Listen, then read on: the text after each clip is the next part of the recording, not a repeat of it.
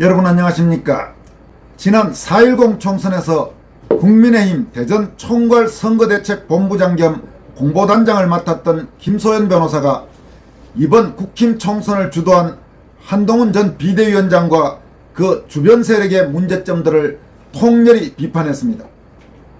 김소연 변호사는 최근 국민의힘 대전시당 삼청강당에서 열린 4.10 총선 충청 참패와 보수 재건의 길 토론회에서 국민의힘이 총선에서 패배한 이유에 대하여라는 주제의 발제를 통해 총선 과정에서 한동훈 국힘의 기본 인식과 공천, 선거 전략, 홍보 전략 문제점 등을 구체적 팩트들의 입각에 조목조목 설득력 있게 질타했습니다.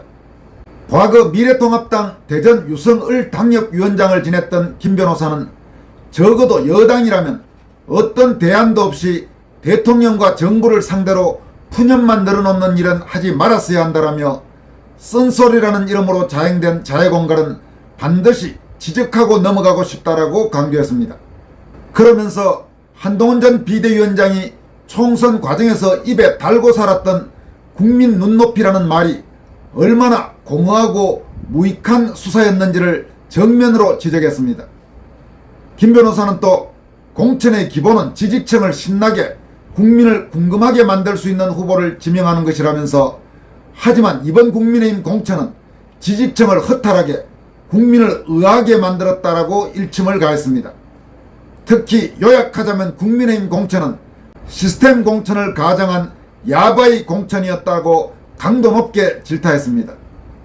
총선 홍보 전략과 관련해서도 심판론이 높은 상황에서 일하고 싶습니다라고 읍소하는 것이 국민에게 어찌 받아들여졌을까라면서 국민의힘은 수세적 구호가 아니라 민주당의 탄핵 선동에 결연히 맞서야 했다라고 역설했습니다. 여러분 그렇지요. 지난 총선에서 한동훈과 그 주변 세력은 국민의힘 후보들이 문재인 세력들을 아주 강도 높게 질타하는 것을 사실상 막았다고 해도 지나친 말은 아닙니다. 심지어 주사파 세력, 좌익 세력, 청산 이런 플래카드도 못 걸게 했죠. 그리고 내내 끌려갔죠. 그러니 그런 정당에 누가 참 마음 선뜻 내키어서 투표하고 싶겠습니까? 철저하게 실패한 홍보 전략이었다고 볼 수 있습니다. 김 변호사는 또 한동훈 비대위원장의 지원 유세는 어딜 가도 똑같은 말의 연속이었다.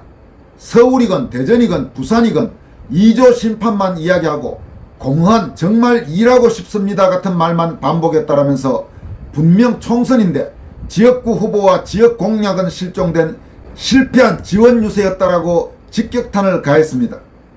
김소연 변호사의 이번 발제 내용은 하나만한 소리 나는 지상파나 종편, 보도 채널의 생계형 평론가 또는 금배지 지향형 평론가들이 아닌 자신의 이해관계와 무관하게 대한민국과 한국인들의 장래를 위해 정말로 제대로 된 문제의식을 지닌 한국의 자유우파 지식인들과 일반 국민들이 느꼈던 여러 문제의식을 대체로 공유하는 내용이라고 할 수 있습니다.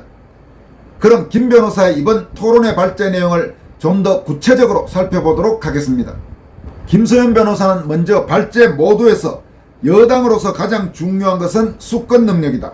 선거에서 이기는 답은 간단하다. 주권자인 국민의 삶을 누가 더 나아지게 만들 수 있는지 청사진과 실력을 보여주면 된다.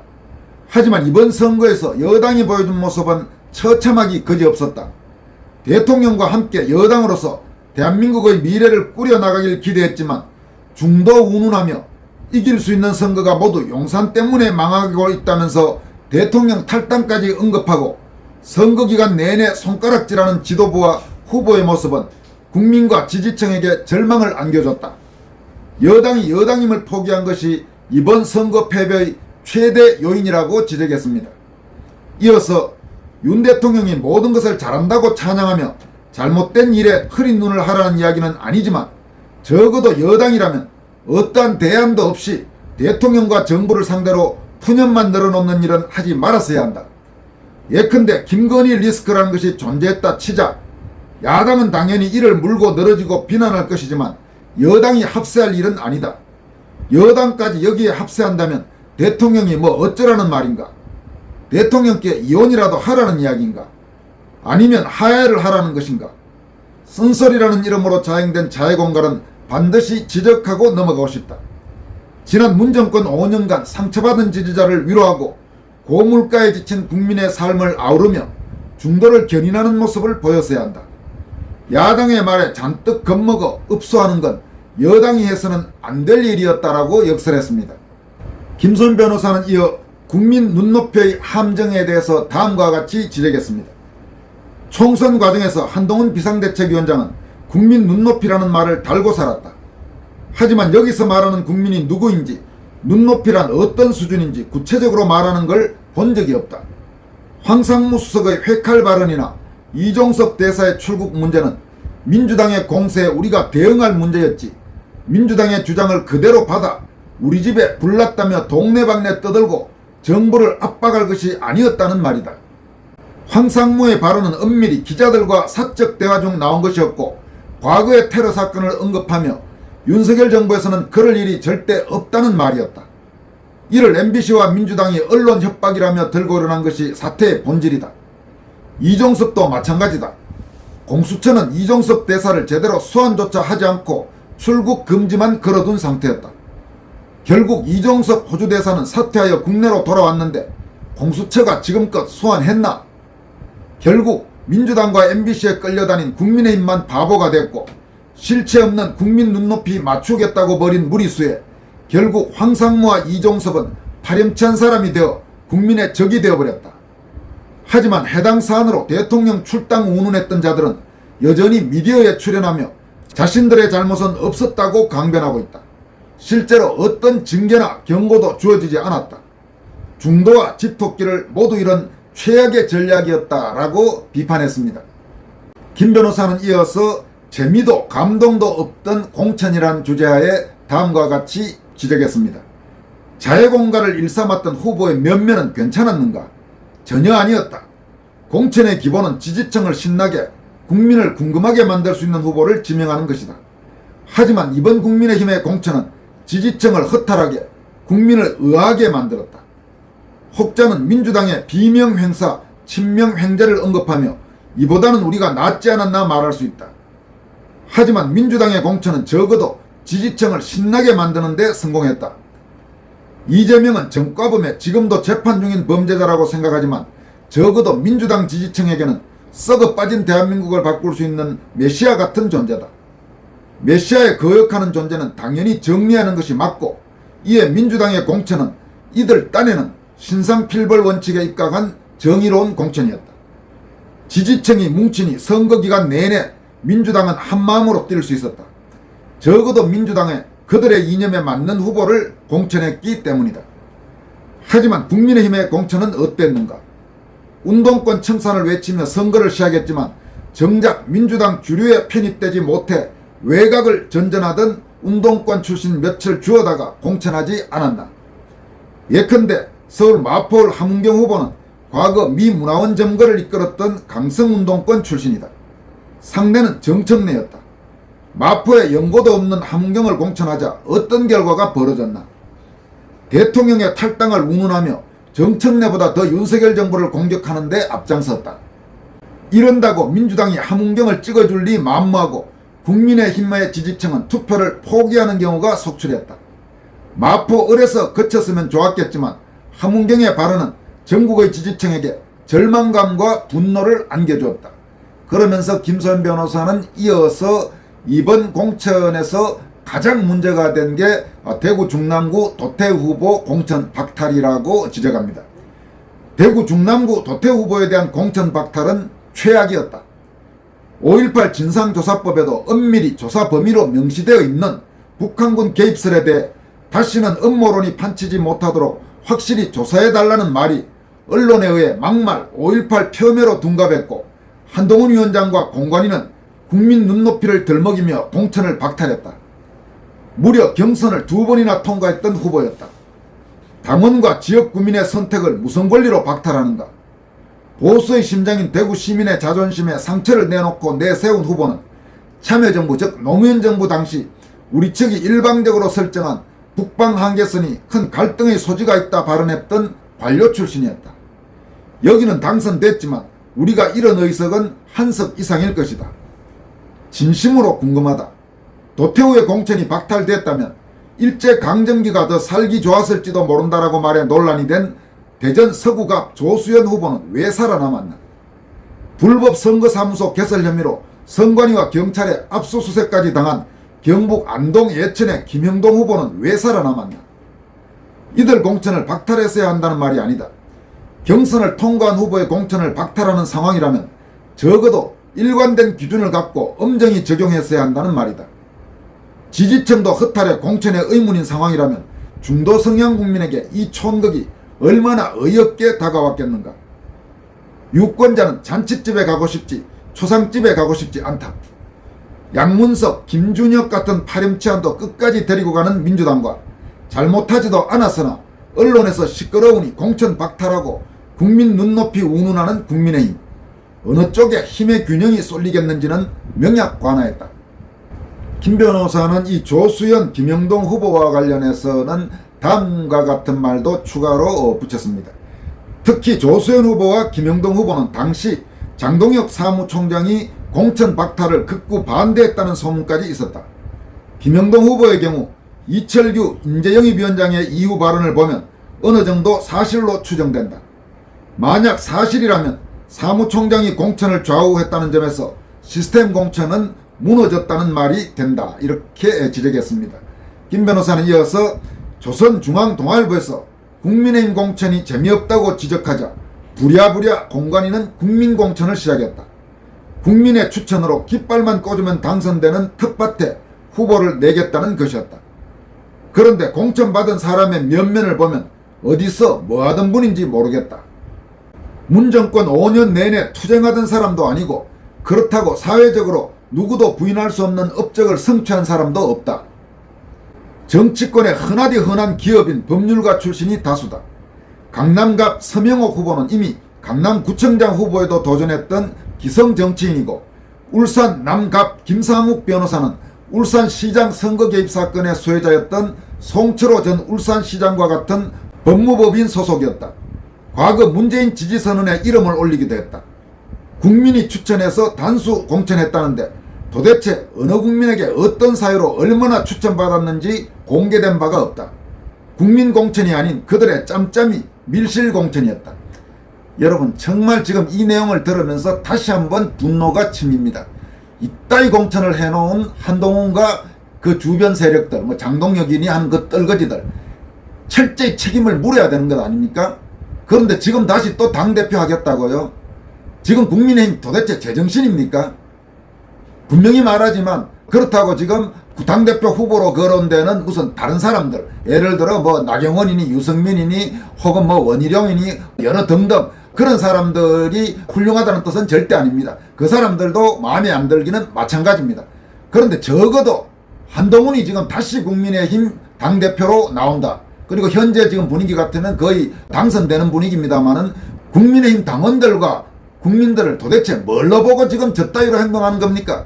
적어도 일정 기간은 자숙하고 그리고 다시 정치를 하든지 해야 될 거 아닙니까? 공천 개판으로 해서 선거 다 망쳐놓고 홍보 전략 개판, 선거 전략 개판, 국민 눈높이 우는 개판. 한동훈이가 지난 총선에서 잘한 게 뭐가 있다고 지금 고개 들고 다시 지금 바로 당대표로 나오겠다는 것입니까? 분명히 말씀드리지만 한동훈 개인에 대해서 굳이 무슨 사감이 있어서 이렇게 비판하는 건 아닙니다. 적어도 정치인이라면 어느 정도 자기가 했던 행동에 대해서 책임을 져야 하는 것 아닙니까?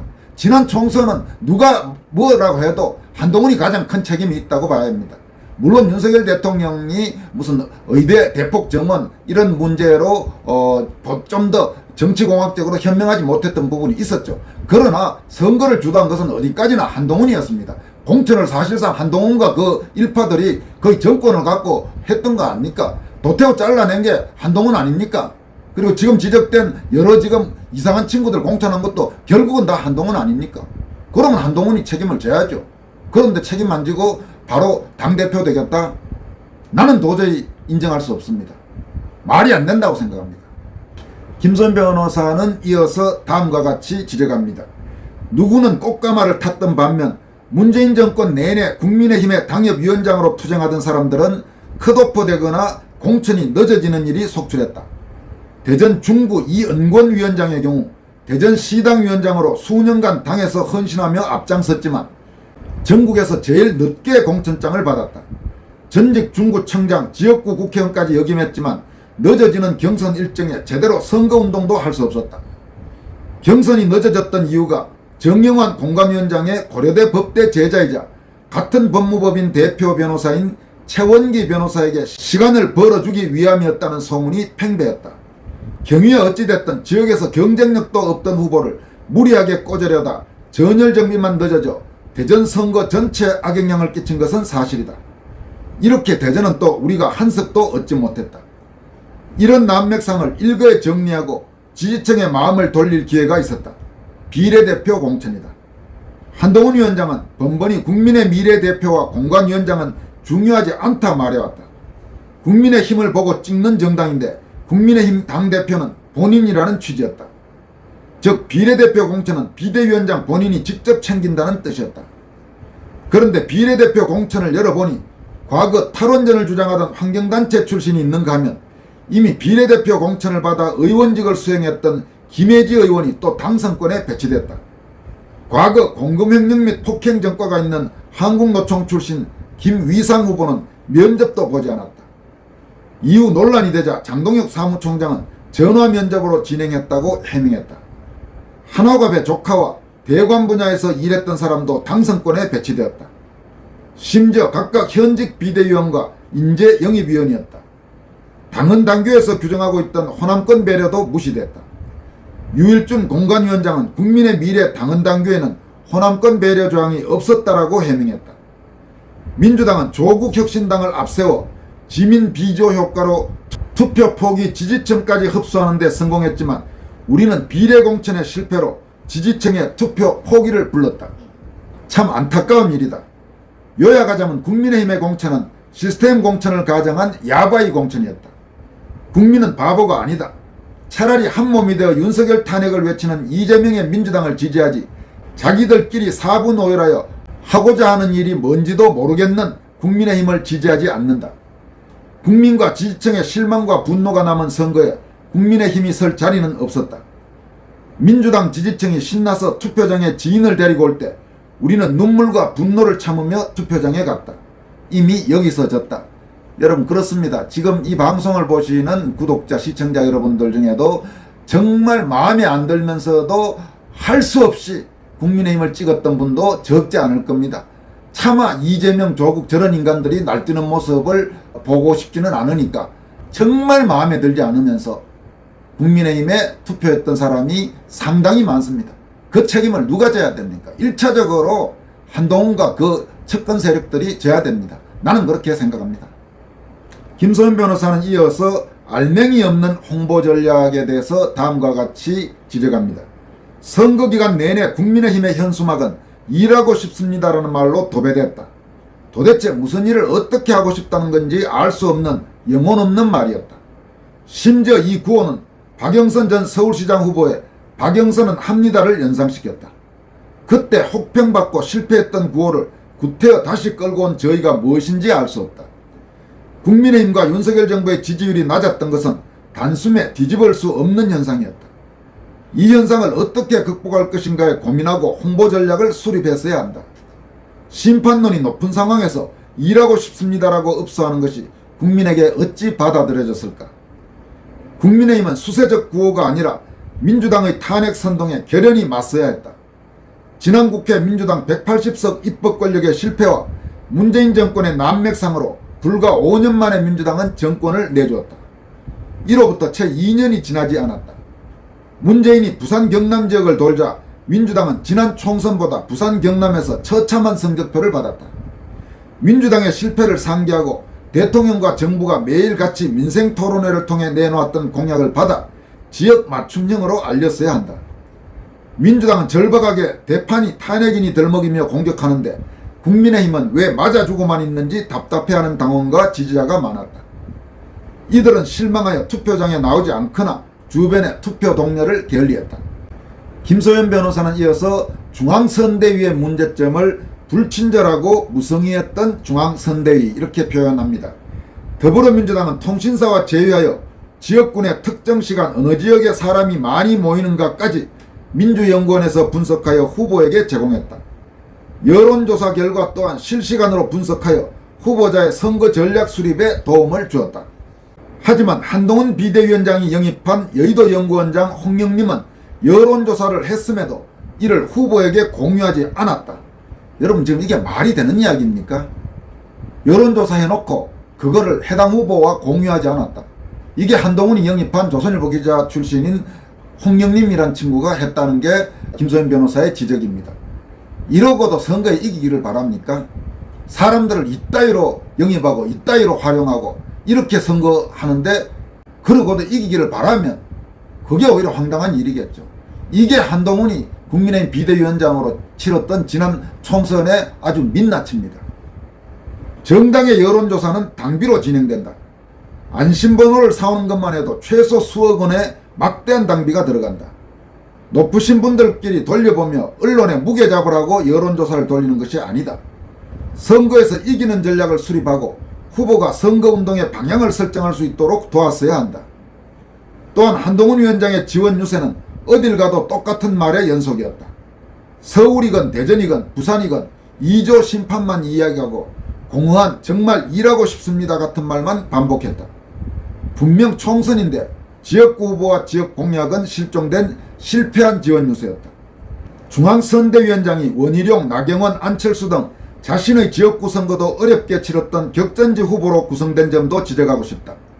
민주당은 이미 일선에서 후퇴한 김부겸, 이해찬, 정세균 등 원로를 전면에 배치하며 지지층의 결집은 물론 노련한 선거전을 펼쳤다. 반면 우리 당은 비대위원장이 2조 심판을 외치자 2조 심판 특위를 만들었다는데 특위 차원에서 이재명이나 조국의 새로운 범죄 사실을 고발한 것도 아니고 감옥에 보낸 바도 없는데 무슨 2조 심판 특위라는 것인지 헛웃음이 나왔다라고 지적했습니다. 김 변호사는 마무리 발언에서 다음과 같이 지적했습니다. 선거의 핵심은 흥행이다. 국민이 신나서 투표장에 나갈 수 있게 판을 깔아주는 것이 당의 역할이다. 흥행의 핵심은 구도이다. 민주당의 후보와 붙었을 때 국민의힘 후보가 비교 우위를 가지고 우리가 4년을 맡기고 싶다는 마음이 들게 해야 한다. 하지만 이번 선거는 그러지 못했다. 마포울 함은경 공천에서 어떤 감동이 있는가? 만약 내가 마포울의 유권자였더라도 참 어려운 선택이었을 것이다. 누가 왕년에 반미 시위 열심히 했느냐고 경쟁하고 있는 판국에 투표장에 나가기 참 싫었을 테니까 말이다.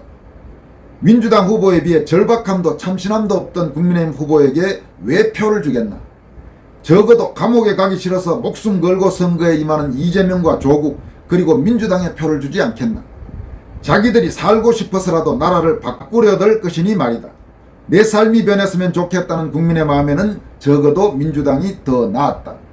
그러면서 마무리 발언이 조금 더 이어집니다만 전체적으로 지난 총선에 대한 분석은 지금까지 말씀드린 내용에 대부분 다 포함되어 있다고 할 수 있습니다. 들으시면서 아마 상당한 공감이 드실 겁니다. 참 똑똑하죠. 김소연 변호사 확실히 똑똑합니다. 물론 이런저런 이유로 김소연 변호사를 썩 내켜하지 않는 그런 분들도 있다는 걸 알고 있습니다만 한국에서 김소연 변호사 정도면 상당히 지금 자유우파 진영의 전사라고 할 수 있습니다. 최근 급부상하고 있는 김민전 의원과 함께 김소연 변호사도 여성 지식인 중에서 상당히 좌익 세력과 제대로 맞서서 싸울 수 있는 그런 전사라고 평가합니다. 지금까지 권순할TV였습니다. 여러분 고맙습니다.